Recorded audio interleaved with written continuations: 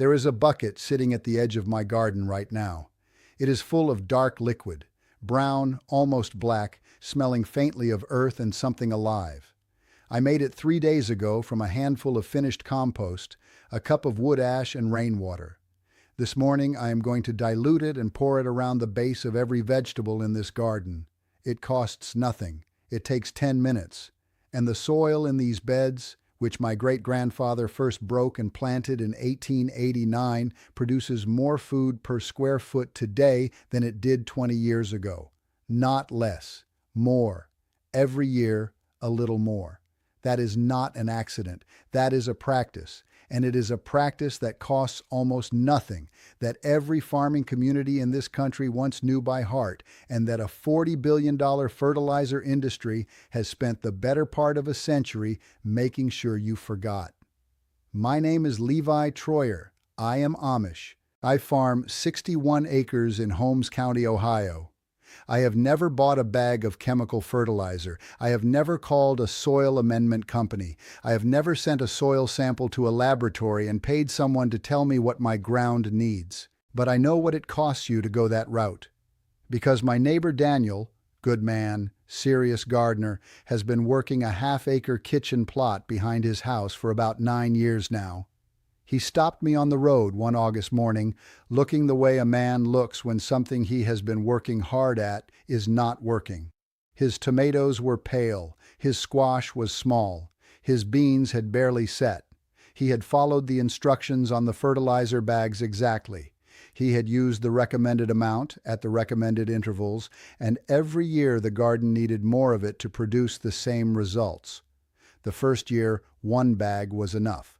The third year, 2. By the 9th year, he was buying 4 bags a season, and the vegetables were still not what they had been in the beginning. He asked me what I did. I told him. He was quiet for a moment. Then he said, "That is it? That is all?" I told him yes. That is all.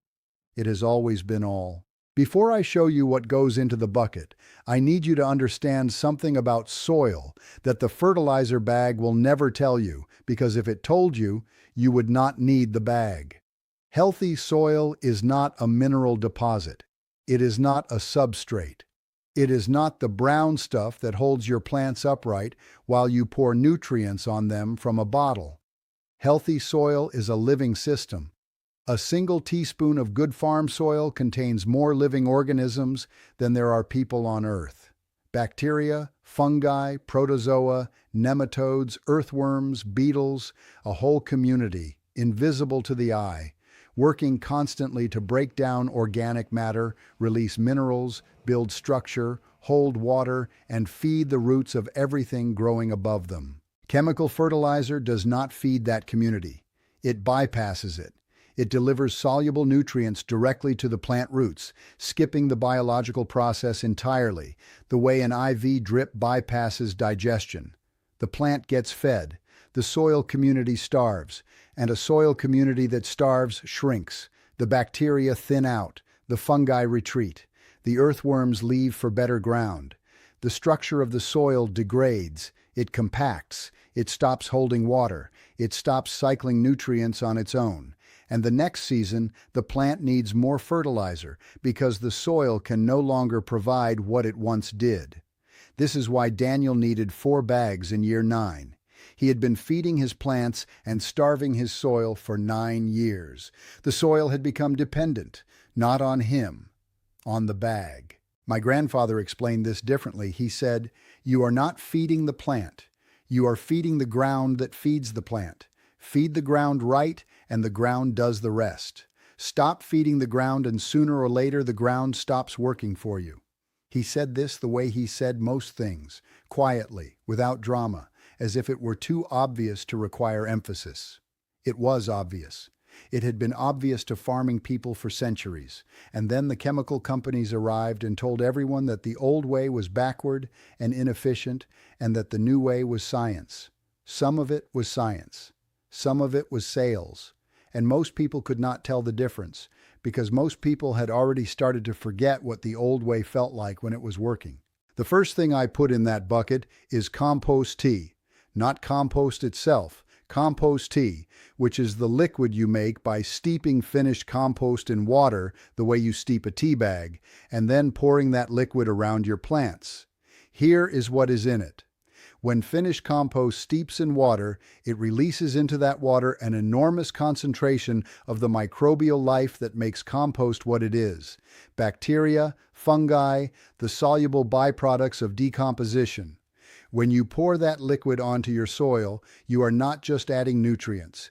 You are inoculating the soil with living organisms. You are restocking the community that chemical fertilizer has been depleting. The difference between pouring compost tea on depleted soil and pouring chemical fertilizer on it is the difference between giving a starving man a meal and giving him an IV.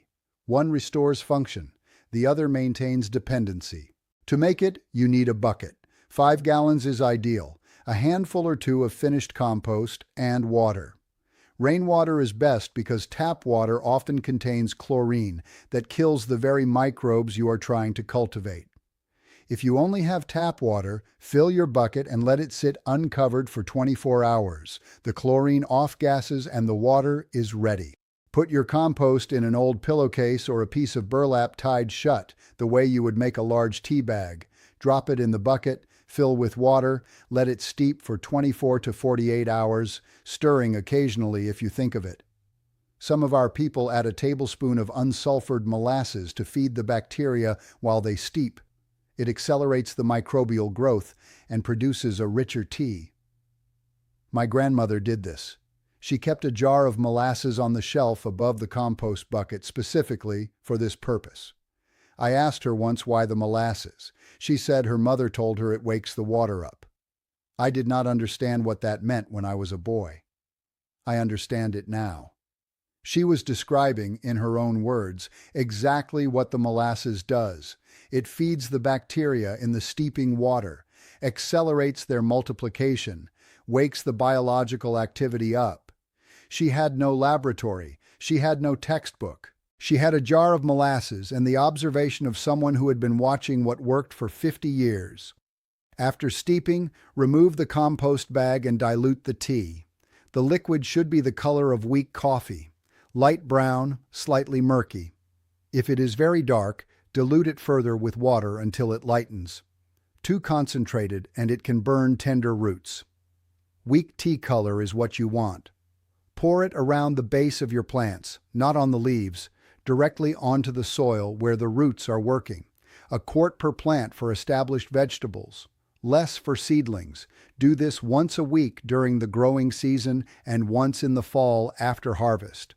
That is the whole schedule. Cost: $0 if you already compost. If you do not, a bag of finished compost from any garden center runs $3 to $5 and makes enough tea for a full season of a standard kitchen garden. The second thing is wood ash, which those of you who watched the last video already have in a bucket by the wood stove. I spoke last time about what ash does to insects. What it does to soil is a different story and an equally important one. Wood ash is rich in calcium, potassium, and magnesium, the same minerals that depleted garden soil is almost always deficient in. It raises the pH of acidic soil, which is the condition of most garden soil east of the Mississippi after years of rain leaching minerals downward. Most vegetables, tomatoes, beans, brassicas, root vegetables, prefer a soil pH between 6 and 7. Acidic soil below 6 locks up the nutrients already present in the ground and makes them unavailable to roots even when they are there. Ash raises that pH gently, unlocking what the soil already has. The potassium in ash is particularly valuable. Potassium is what plants use for root development, disease resistance, and fruit quality. It is the mineral most quickly depleted by heavy cropping. The mineral chemical fertilizers are most likely to deliver in a form that leaches away with the first rain rather than staying where roots can find it. Ash potassium is slow release. It binds to soil particles and stays. My grandfather spread ash on every bed every fall. Not heavily, a thin, even dusting worked into the top 2 inches with a fork. Over decades, this has built a soil chemistry in our garden beds that holds mineral content, resists acidification, and maintains the pH range where vegetables thrive without intervention. Apply ash thinly. A half-inch dusting over the bed surface worked lightly into the soil. Do not overdo it. Too much ash pushes the pH too high, above 7, and causes its own set of nutrient lockout problems. Thin and consistent, year after year, is what builds soil, not heavy applications that shock the chemistry, the same way a good farmer builds his land, steadily, patiently, without drama. Do not apply ash to beds where you grow blueberries, potatoes, or strawberries. Those plants prefer acidic soil, and ash will work against them. For everything else in a standard kitchen garden, tomatoes, squash, beans, brassicas, root vegetables, herbs, ash is exactly what the soil wants. Before I get to the third thing, I want to tell you about the earthworm. Not because it is one of the tools, you cannot buy an earthworm at the farm store and pour it on your garden, but because it is the single best indicator of whether any of this is working, and because what an earthworm does in your soil is something most people have never stopped to think about. An earthworm eats.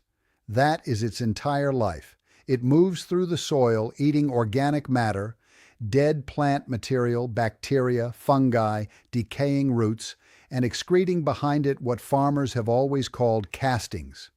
Worm castings are, without exaggeration, the most nutrient-dense soil amendment that exists on Earth. They contain 5 times the nitrogen of ordinary soil, 7 times the phosphorus, 11 times the potassium.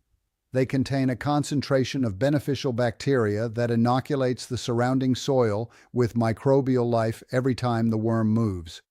And they are structured in a way that improves soil drainage and aeration simultaneously. A healthy garden bed in good condition can support hundreds of earthworms per square foot, each one moving through the soil continuously, eating, casting, tunneling, loosening. They are doing in one season what a tiller does in an afternoon, except they do it without compacting the subsoil, without destroying the fungal networks, and without charging you anything. The chemical fertilizer kills them. Not directly, not immediately, but over seasons.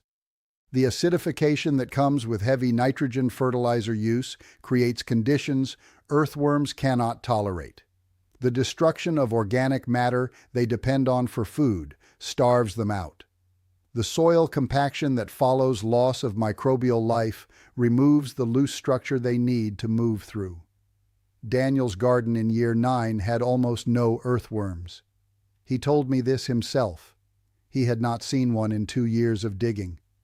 That single fact told me everything I needed to know about the condition of his soil. When I turned over a shovelful of soil in our garden last spring, I counted 14 earthworms in the first 6 inches.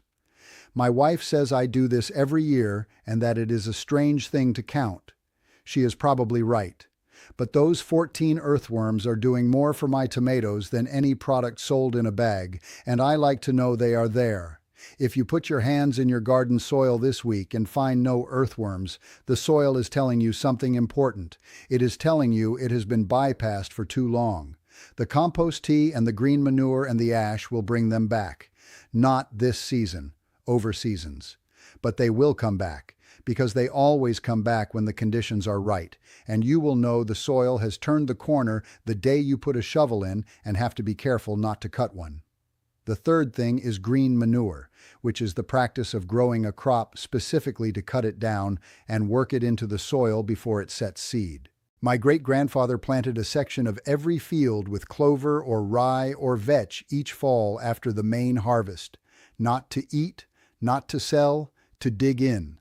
Come spring, before planting, he turned that green growth under, stems, leaves, roots, and let it decompose in the soil through the early warm weeks before anything went in the ground. Here is what it does. Green plant matter decomposing in soil feeds the microbial community directly, in the place where the roots will be working. It adds organic matter that improves soil structure, makes sandy soil hold water, makes clay soil drain. The legumes, clover, vetch, field peas, fix nitrogen from the air into the soil through their root nodules, adding the one nutrient that chemical fertilizer is most famous for supplying at zero cost using nothing but the chemistry of the living plant. A cover crop of crimson clover costs about $2 for enough seed to cover a standard kitchen garden bed. You scatter it after the last harvest of the season, water it in, and let it grow through fall and into winter as far as the weather permits. Come early spring, 2 or 3 weeks before planting, you cut it down and work it into the top 6 inches of soil with a fork or a spade. You let it sit for 2 weeks to begin decomposing. Then you plant. The bed you plant into after a season of green manure is not the same bed it was the year before. It is darker, looser, more alive. The earthworms are back. The soil holds moisture differently. The first crop that goes in after a green manure season always surprises people who have not done it before. Daniel planted his tomatoes into a bed he had green manured for the first time last spring. He called me in July. He said the tomatoes were the best he had grown in 9 years. He said the soil felt different when he put his hands in it. Darker, he said. Alive. It is alive. That is the whole point. You fed it instead of bypassing it, and it came back. Now let me walk you through the whole system in order, the way I would walk a young man through it on the first morning of the growing season when the beds need attention and the bucket is already steeping by the barn. Start in the fall, not the spring. This is the most important timing mistake most gardeners make. Spring is too late to build soil for that season. Fall is when you prepare the ground for the year ahead. After your last harvest, spread your ash. Thin, even, the whole bed surface. Work it in lightly with a fork, 2 inches deep, no more. Then scatter your cover crop seed. Water it in. Walk away. Let the fall and winter do their work. Come early spring, before the soil is warm enough to plant, cut down whatever the cover crop has produced, even if it is small, even if it did not grow much, and turn it under. 2 weeks of decomposition, then your compost tea, then your first planting. During the growing season, apply compost tea once a week. Pour it at the base of each plant directly onto the soil. Keep your ash applications to once in spring and once in fall. That is the full maintenance schedule. 2 intentional acts per season, plus the weekly tea. Nothing more. After the last harvest, start again. Ash, cover crop, winter, turn under, tea, plant. Year after year, the soil improves. The earthworms multiply. The microbial community grows richer. The plants need less attention because the ground is doing more of the work. Daniel's 4 bags of fertilizer become 3, then 2, then 1, then none. That is not a promise I am making. That is what happened here, on this farm, in these beds, over generations of people who understood that the ground was not a container to fill with products, but a living system to tend. I want to take a moment here, because this is the part that matters. The $40 billion fertilizer industry is not selling you nutrition. It is selling you a dependency. The first bag works well because it delivers soluble nutrients directly to depleted roots, faster than biology can, cleaner than biology looks on a quarterly earnings report. The second bag works a little less well because the soil community has thinned a little more. The third bag works less well still. And by year 9, you are buying 4 bags, and your neighbor is standing in your garden asking what went wrong. Nothing went wrong. Everything went exactly as the business model required. My grandfather never bought a bag of fertilizer. His grandfather never did. The ash from the wood stove, the compost from the barn, the clover turned under in spring, these were not techniques they had learned from a manual. They were just what you did. They were as unremarkable as milking the cow in the morning or closing the barn at dusk. The knowledge was so ordinary that no one thought to protect it, and so it was quietly replaced, one growing season at a time, by something that came in a bag and needed to be bought again next year. The ground beneath your garden is not broken. It is hungry, not for chemicals, for life. for the organic matter and the microbial community and the slow mineral cycling that fed every farm in this country before anyone had a truck to deliver a product. There is something else I want to say about this ground, because it is the thing that moves me most when I think about it, and I have never quite found the right moment to say it until now. The soil in our garden beds is not the same soil my great-grandfather first broke in 1889. It is better soil. 130 years of ash and compost and green manure and earthworm castings have built something that did not exist when he put his first seed in the ground. He improved it. His son improved it. My father improved it. I am improving it now, and when my sons farm this land after me, they will inherit soil that is richer than what I received. That is not a small thing. That is the opposite of what Daniel's 9 years of fertilizer bags did to his ground. One practice builds, the other depletes. One leaves something behind for the next person, the other leaves a dependency. I think about this sometimes when I am putting the fall ash down or turning the green manure under in spring. I am not just feeding this year's tomatoes. I am doing something for a person I will never meet, a grandchild or a grandchild's child, who will put their hands in this soil long after I am gone and find it dark and loose and alive. That person will not know my name, but they will feel the work. That is what plain living means to me at its deepest. Not just living without machines, living in a way that leaves the land better than you found it. That is the oldest contract there is, older than any deed or title, older than any government or company or industry. You take care of the ground takes care of you, and then you hand it on. Feed the ground will feed you. It has always been that simple. It was only made complicated by people who needed it to be complicated in order to sell you something. So here is what I want you to do this season. Start a compost pile if you do not have one. Kitchen scraps, garden waste, a little wood ash mixed in. It takes 3 months to produce finished compost, and it costs you nothing but the habit of doing it. If you cannot wait, buy 1 bag of finished compost from the garden center, $3 to $5, and make your first batch of tea this weekend.